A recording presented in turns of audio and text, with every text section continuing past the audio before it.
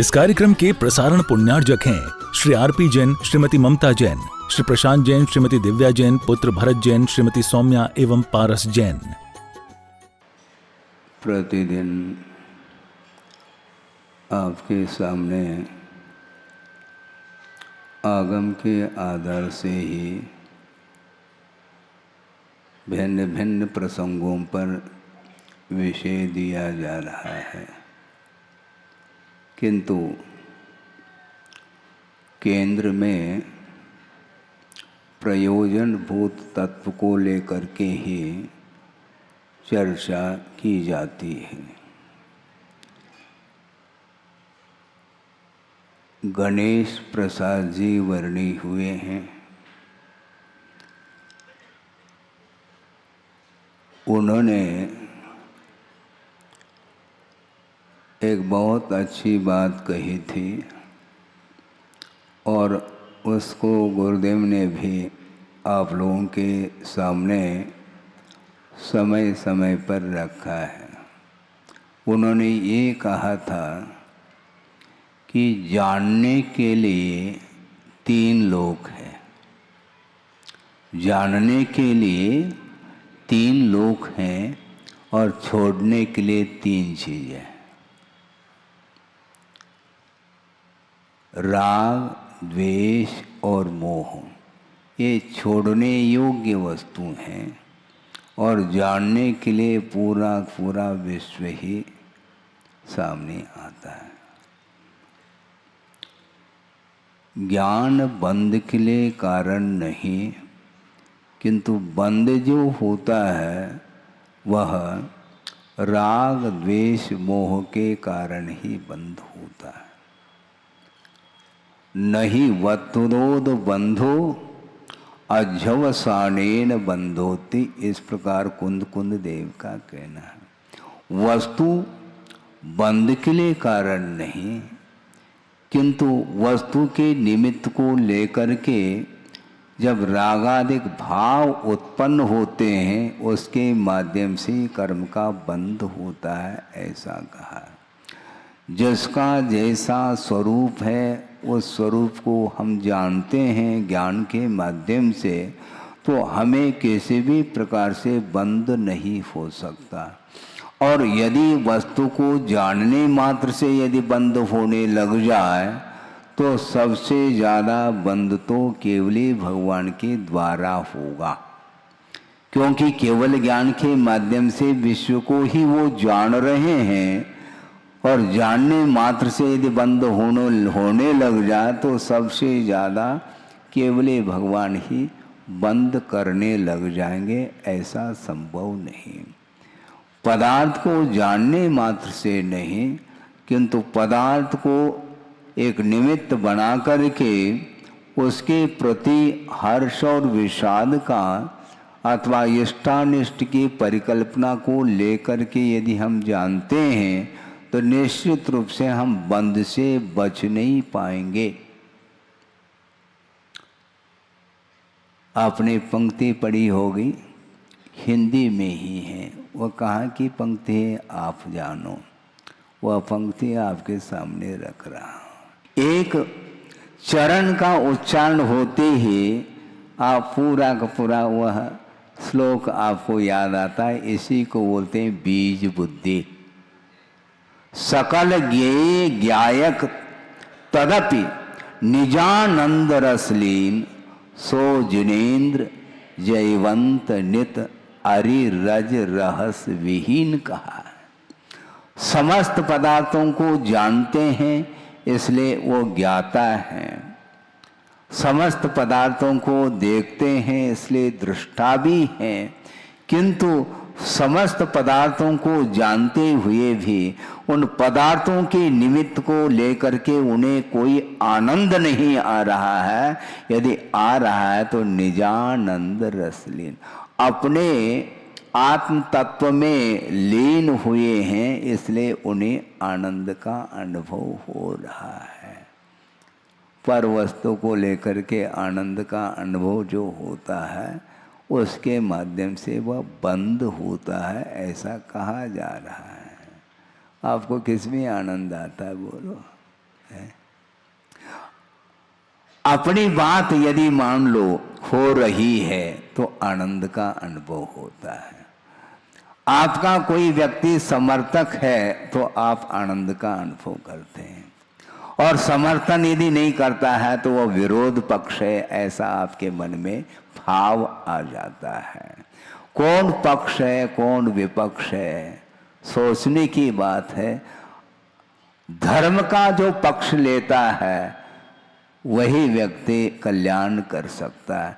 बाकी बहुत सारे पक्ष विपक्ष संसार में भरे पड़े हैं।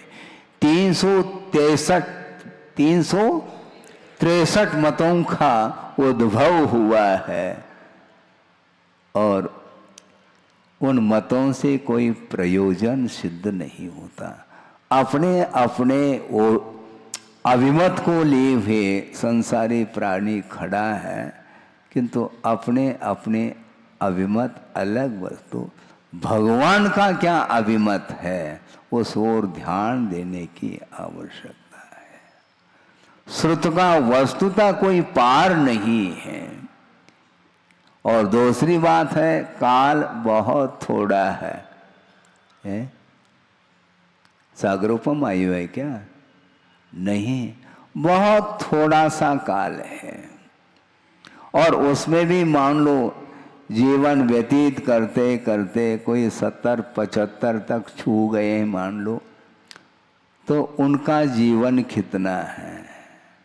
मोटा मोटा समझ लो, मान लो किसी की 80 साल की उम्र है और 75 साल जीवन में से निकल गए, अब शेष क्या बचा?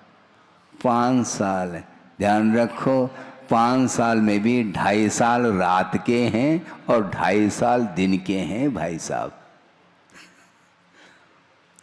कैलकुलेशन आप गणित लगाइएगा। और दूसरी बात यह है कि जो शेष जीवन है उसको भी हम अच्छे तरीके से व्यतीत कर लें, ये भी कोई अनिवार्य नहीं है। और बीच में भी वह मरण आ सकता है, किसी भी निमित्त को लेकर के अवसान हो सकता है। इसलिए सोचना क्या है, हमें अपने अपने अभिमत को छोड़ करके भगवान के सामने निश्चिंत हो करके आप भगवान की आराधना करोगे तो भगवान भी शायद प्रसन्न हो सकते हैं। भगवान को प्रसन्न करना हम चाहते हैं, किंतु भगवान से हम कहाँ तक प्रसन्न हैं, ये सोचने की बात है।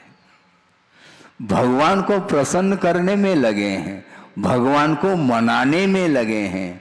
भजन भी बोलते हैं आप, हैं? बड़े बाबा को मनाने आया हूँ। हमने सोचा कि बड़े बाबा की बात को तो मानो, उनको मनाने के लिए तुम आए हो। आप क्या कहना चाहते हैं महाराज? भक्त की भावना ऐसी होती है। भगवान को क्या मनाओगे तुम? भगवान की बात को हमने अनंत काल से माना नहीं। यदि मानने के लिए बैठे हैं तो निश्चित रूप से भगवान भी प्रसन्न हो सकते हैं। बहुत कठिन काम है ये। काल बहुत अल्प है। और वयम च दुर्मेहा, हम लोगों की जो बुद्धि है वह दुर्मेधस, ऐसा बोल रहे हैं। यूयम ऐसा नहीं कहा, वयम हम लोगों की, तुम लोगों की ऐसा नहीं कह रहे हैं आचार्य। हम लोगों की बुद्धि वह विपरीत है और काल थोड़ा है और श्रुत का अंत नहीं है। कहाँ तक तत्व चर्चा करें? तत्व तो 7 ही हैं और चर्चा करने के लिए बैठ जाए तो अनंत काल भी व्यतीत हो सकता है। लेकिन प्रयोजनभूत जो तत्व है वह महत्वपूर्ण है। समस्त पदार्थों का ज्ञान हो न हो, हमें कोई भी विकल्प नहीं है, किंतु आत्म तत्व का यदि बोध हो जाए उसके माध्यम से ही विश्व का परिज्ञान भी हो सकता है। जो एगम जानदी सो सवम जानदी, जो एक को जानता है वह विश्व को जान सकता है, जानता है, ऐसा आगमकारों का कहना है। हमें विश्व को नहीं जानना है। ये जानने का विकल्प भी हमारे लिए परेशानी में डालता है। कहाँ तक तुम जानोगे? जानते जानते जानते जानते थक जाओगे, क्योंकि ज्ञेय अनंत है, उस ओर हमें नहीं जाना है। अभी तक जिस विषय को या जिस तत्व को प्राप्त नहीं किया है, उसको प्राप्त करने के लिए हमें निरंतर उद्यमशील होना है। हाँ, एक प्रसंग आपके सामने रखूं, पुराना प्रसंग है। शायद मैं उस समय क्षुल्लक अवस्था में था और कुंडलपुर का वह प्रसंग है। और एक सज्जन आए गुरुदेव के पास कि महाराज मैं जल्दी में हूँ। सुन रहे हैं आप? महाराज मैं जल्दी में हूँ और बिल्कुल बहुत जल्दी में हूँ, इसलिए एकदम संक्षेप में मैं जानना चाहता हूँ कि धर्म का क्या स्वरूप है। तो हमने गुरुदेव ने सोचा कि बहुत जल्दी है, कहीं गाड़ी चूक न जाए, इसको अति संक्षेप में बताना चाहिए, हाँ, ताकि जो जाने का उद्देश्य है वह भूल जाओ और यहीं बैठा रहे तो ज़्यादा अच्छा है। उन्होंने ये कहा कि वस्तुतः धर्म का स्वरूप अति संक्षेप में चाहते हो तो ये समझ लो, अभी तक अतीत में जो अच्छा लगा है वह तो अधर्म है, और अभी तक जो अच्छा नहीं लगा है वह धर्म है। आपको क्या अच्छा लगा? जबलपुर अच्छा लगा, इसलिए जबलपुर छोड़ना नहीं चाहते हो। अच्छा क्या लग रहा है मुझे बताओ। पंचेंद्र के विषय ही इसको अच्छे लग रहे हैं, जो कि वो संसार के लिए कारण हैं। और अभी तक क्या अच्छा नहीं लगा? आत्मा का स्वरूप अच्छा नहीं लगता। आत्म स्वरूप को छोड़ करके कुछ बात करो महाराज, हम तो बैठे हैं सुनने के लिए। और उसमें वह डूब जाता है, बहुत आनंद का अनुभव करता है, किंतु वह नश्वर है, वह आनंद नहीं है, वह सुख नहीं है, वह सुखाभास है। यानी सुख का एकमात्र आभास हो रहा है, वस्तुतः सुख नहीं। महाराज अब प्रतिदिन बोलो, लेकिन मन तो उसी में लगा हुआ है। हम क्या कर सकते हैं? आपको क्या करना है, और हम कर भी क्या सकते हैं, और भगवान भी क्या कर सकते हैं, क्योंकि किसी की प्रकृति को परिवर्तित नहीं किया जा सकता, ये सिद्धांत है। यदि वह परिवर्तित करना स्वयं चाहें तो वह परिवर्तित हो सकता है।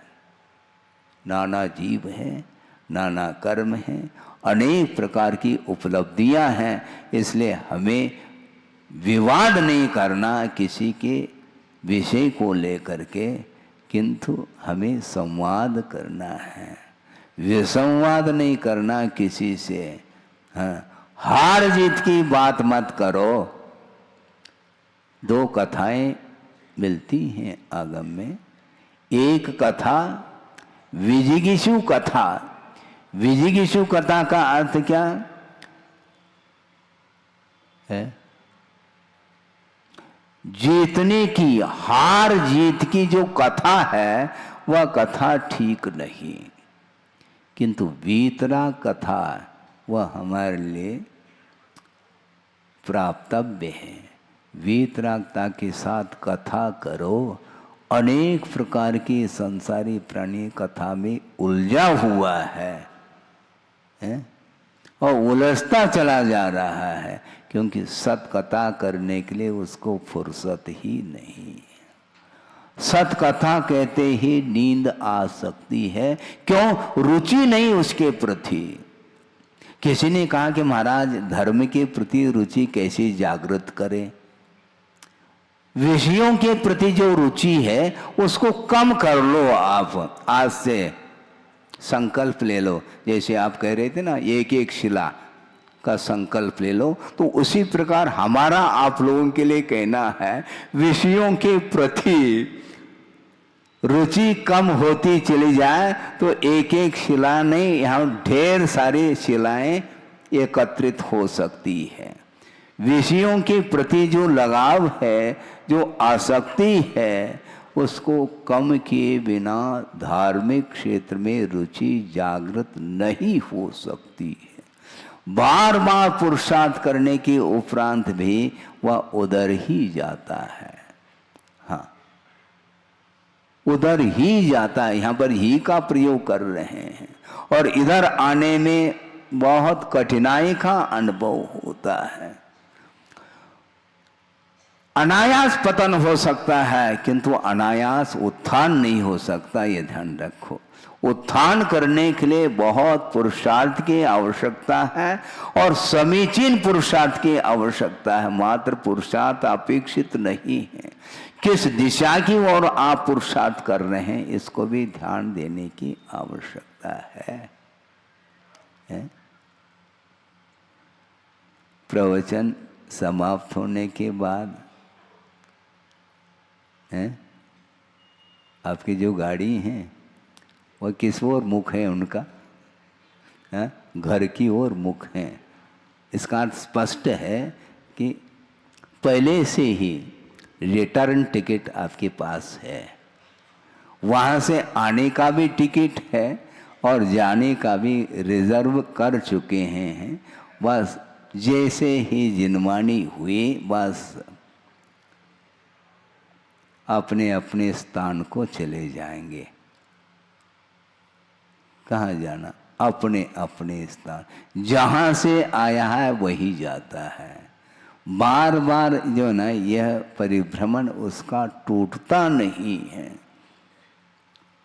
क्योंकि रुचि उसी ओर है। महाराज भूयात पुनर्दर्शनम ऐसे कई लोग कहते हैं, भले उसका अर्थ क्या है समझ में आए, वह कैसा बना है ये उसको कोई ज्ञात नहीं है, किंतु बोलता जरूर है भूयात पुनर्दर्शनम। हम कहते हैं भैया जल्दी जाओ तभी तो भूयात होगा पुनर्दर्शन, और यदि तुम नहीं जाओगे तो निरंतर दर्शन करने के लिए अवसर है। भेज कौन रहा है तुम्हें? भूयात पुनर्दर्शन, जाने का तुम्हें विकल्प सता रहा है, तो जाने के उपरांत फिर आने का विकल्प होगा। ये आना जाना मिट जाए मेरा, यह बंद काटने आया हूँ। यह है जो आप प्रतिदिन पंक्ति बोल रहे हैं, बोलते चले जाओ, किंतु आना जाना मिटेगा नहीं। वो मैं बंद काटने आया हूँ। जा क्यों रहे हो फिर? वहां जाने से क्या बंद कटेगा क्या? बंद काटने के लिए आए हैं तो प्रभु के चरणों में आए हैं, और प्रभु भेज नहीं रहे तुम्हें, फिर भी आप स्वयं जा रहे हैं। और भूयात पुनर्दर्शनम ये बोलता है ये औपचारिकता जैसा हमें महसूस होता है, लेकिन है ठीक है, कोई बाधा नहीं। कम से कम ये पंक्ति याद रहे तो बार बार आता तो रहे, कम से कम। बहुत कठिन है, आना जाना लगा हुआ है, ऐसा गुरुदेव ने एक विद्वान के सामने कहा था। इसमें बहुत रहस्य छुपा है, इसमें सूत्र छुपा है। हाँ, आना जाना लगा हुआ है। आना यानी उत्पाद, जाना यानी व्यय, लगा हुआ यानी ध्रुवत्व का प्रतीक है, और है का अर्थ सत्व माना जाता है। उत्पाद व्यय द्रव्य युक्तम सत सद्रव्य से लक्षणम, ऐसा कहा। द्रव्य का लक्षण क्या है? जो अविनश्वर होता है वही द्रव्य का स्वरूप माना जाता है। स्वरूप में और लक्षण में थोड़ा सा हमें अंतर समझना है। हाँ, जीव का लक्षण क्या है? उपयोग लक्षणम कहा, किंतु जीव का स्वरूप नहीं है वो। जीव का स्वरूप क्या महाराज? अरसम रूपम गंधम अवतम चेतना गुणम सद्धम जान अलिंग गहनम जीवम अनिद्यट संठानम। यह जीव का स्वरूप माना जाता। स्वरूप की ओर दृष्टि जाती है तो सिद्ध परमेष्टि सामने आते हैं, और मात्र उपयोग की ओर यदि ध्यान जाता है तो चाहे वह संसारी जीव हो चाहे मुक्त जीव हो, सारे जीव वहाँ पर देखने में आएंगे, किंतु उपयोग मात्र से स्वरूप का परिज्ञान नहीं होता। जानना, देखना, संवेदन करना यह प्रत्येक जीव का यह लक्षण है, किंतु लक्षण होते हुए भी स्वरूप की उपलब्धि के लिए हमें ज्ञान को प्राप्त करना है। स्वरूप की उपलब्धि के लिए ज्ञान को प्राप्त करना है, बहुत कठिन होता है? धीरे धीरे आ रहा हूँ, धीरे धीरे भी समय खिसक रहा है, और आपको भी खिसकना है, सभा के बाहर जाना है, तो धीरे धीरे आ रहा हूँ। मैं वह प्रसंग आपके सामने रख रहा हूँ जो गुरुदेव के मुख से उस प्रसंग को कई बार हमने सुना है, इसलिए आपके सामने रख रहा हूँ। वह कहाँ पर आया है ये अलग विषय है, किंतु उन्होंने प्रसंग को रखा है, क्योंकि आपके सामने वह श्लोक तो रख दिया है। अंतो नत्य सुधीनम कालो थो वयम च दुमेहा तन अवर सिख यवम जम जर मरणम खयम कुनये। उतना ही सीख लेना चाहिए जिसके माध्यम से जन्म जरा मृत्यु का क्षय हो।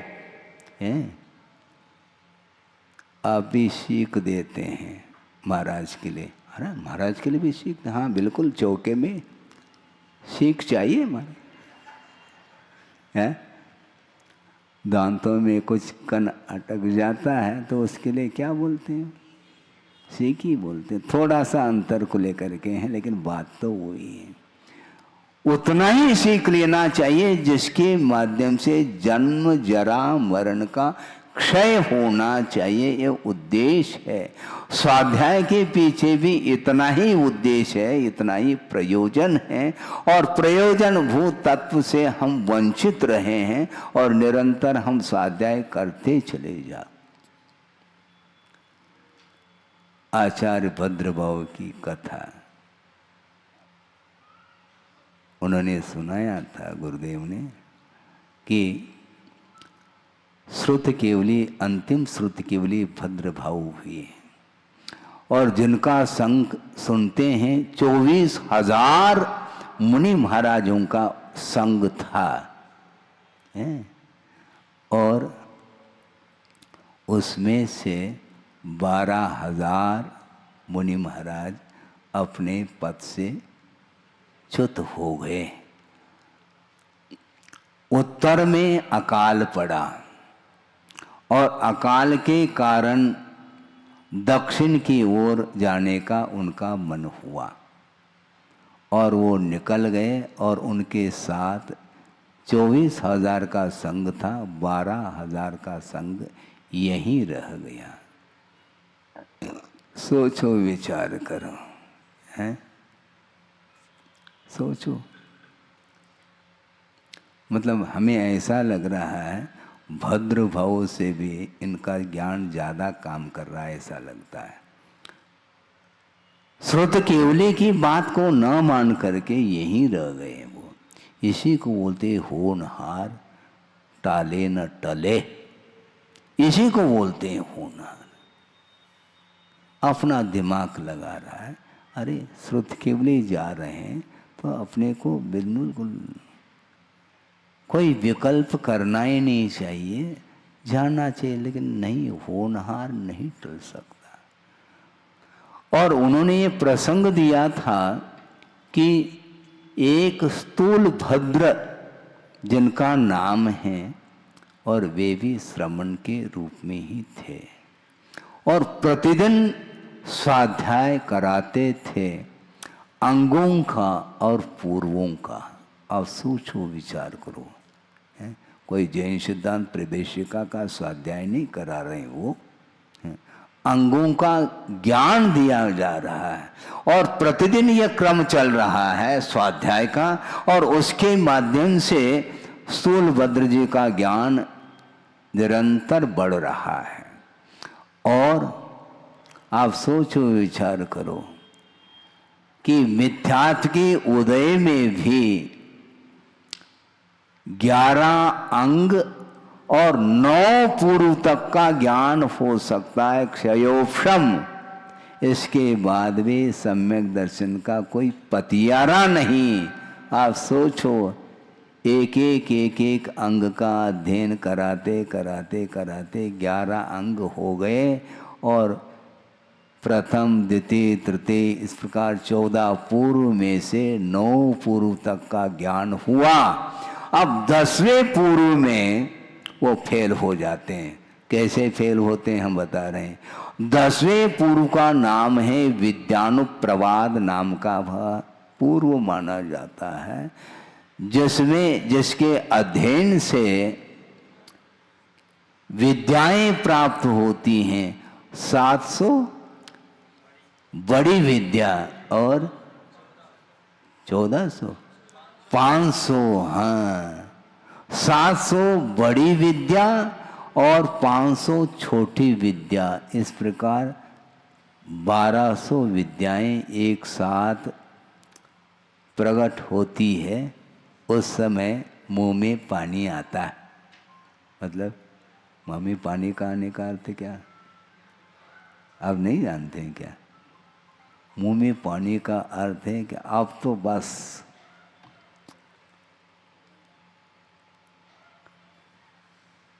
1500 विद्याएं सामने खड़ी हैं, और उसमें एक विद्या का नाम है परकाय प्रविष्ट नाम की विद्या।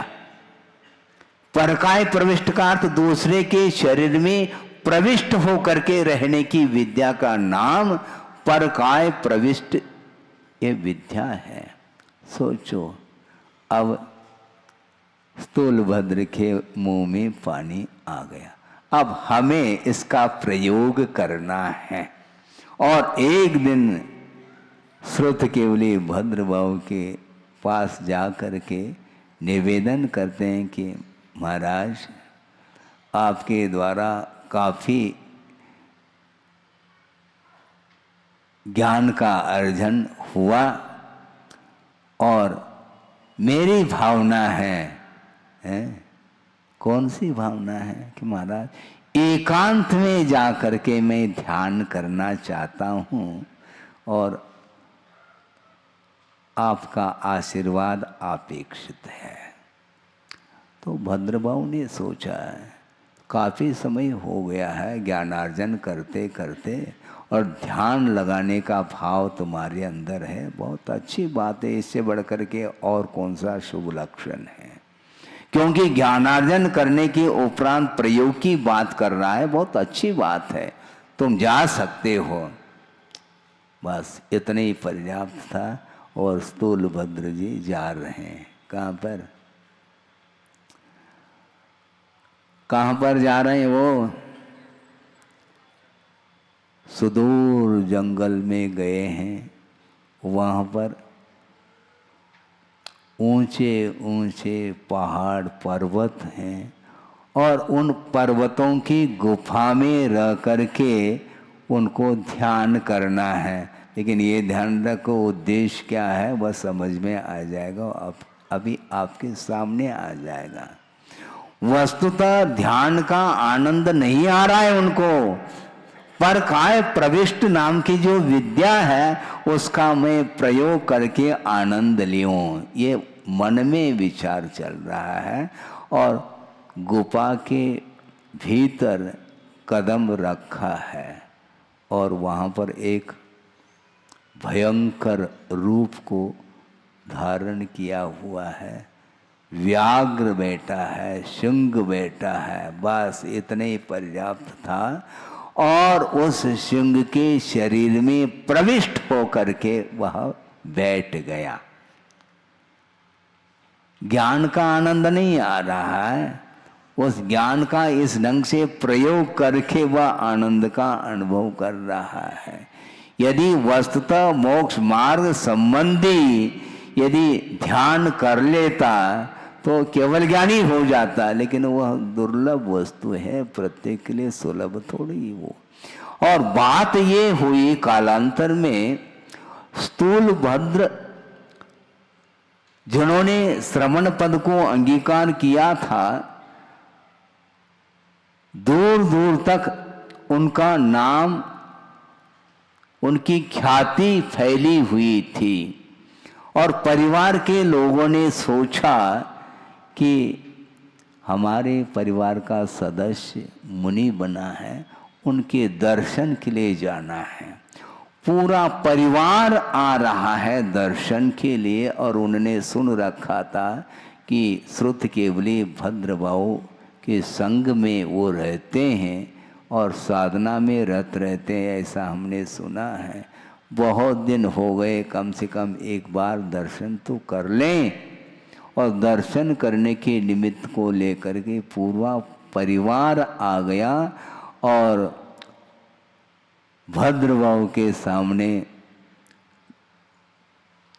वंदना करके नमस्तु करके निवेदन किया कि महाराज आपका विशाल संघ है और हमने सुना है कि हमारा परिवार का सदस्य जिन्होंने मुनि पद को अंगीकार किया है और उनका नाम भी हम जानते हैं, जिसका नाम स्थूल भद्र है, वो कहाँ पर है महाराज? वो यहाँ पर नहीं है। फिर कहाँ पर पहुँच गए? नहीं, आज ही निकले हैं। वो ध्यान करने के लिए गुफा में पहुँचे हैं। इसलिए महाराज हम सब लोग दर्शन करना चाहते हैं और आपकी आज्ञा हो। कोई वादा नहीं, आप दर्शन कर लेना, किंतु वहाँ पर डिस्टर्ब नहीं करना।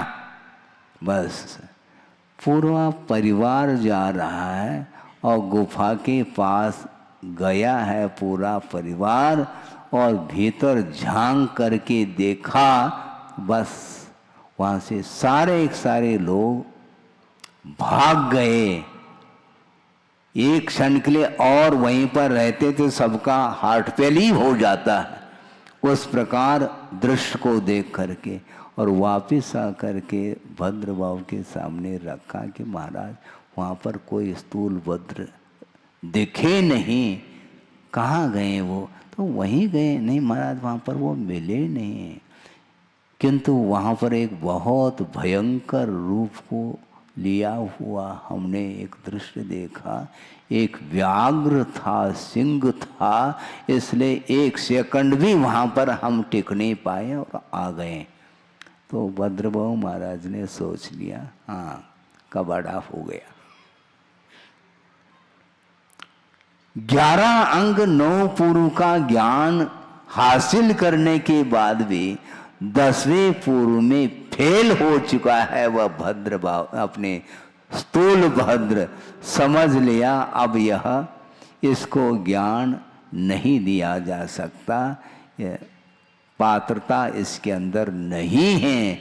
और ज्यों ही पुनः दूसरे दिन स्थूल भद्र आता है, महाराज हम कल ध्यान करने के लिए गए थे, अब आगे का ज्ञान हम और जो शेष रह गया है उसको भी हम अध्ययन करना चाहते हैं। तो भद्रभाव श्रुत केवली ने कहा, बिस्तर बांधो, जाओ, तुम्हारी पात्रता नहीं, पर्याप्त ज्ञान हो चुका है, अब आगे की कोई आवश्यकता नहीं है। क्योंकि वयम च दुम्मेह, तुम्हारी मति विपरीत है, इसलिए पात्रता तुम्हारे अंदर नहीं है, इसलिए ज्ञान किसको दिया जाए? 11 अंग 9 पूर्व तक ज्ञान होने के उपरांत भी सम्यक दर्शन से वंचित है, उसको हम ज्ञान क्यों दें? ज्ञान की उपयोगिता क्या है? क्योंकि अनुग्रहार्थम कहा है। ये केवल आहार के प्रसंग में सूत्र नहीं आता है। अनुग्रहार्थम स्वस्याति सर्गो दानम, दान का अर्थ आहार दान, मात्र आहार दान नहीं, ज्ञान दान भी दान के अंतर्गत आता है। इसलिए विधि द्रव्य दात्री पात्र विशेषा तद विशेष दान की विशेषता आती है। आपने बीज का वपन किया है, किंतु कहां पर किया है? पाषाण खंड पर किया तुमने, तो वह अंकुरित होगा क्या? बीज नहीं हो सकता। इसलिए जिसके अंदर योग्यता नहीं उसको देना कोई भी महत्व नहीं रखता। इस कार्यक्रम के प्रसारण पुण्यार्जक हैं श्री आरपी जैन, श्रीमती ममता जैन, श्री प्रशांत जैन, श्रीमती दिव्या जैन, पुत्र भरत जैन, श्रीमती सौम्या एवं पारस जैन।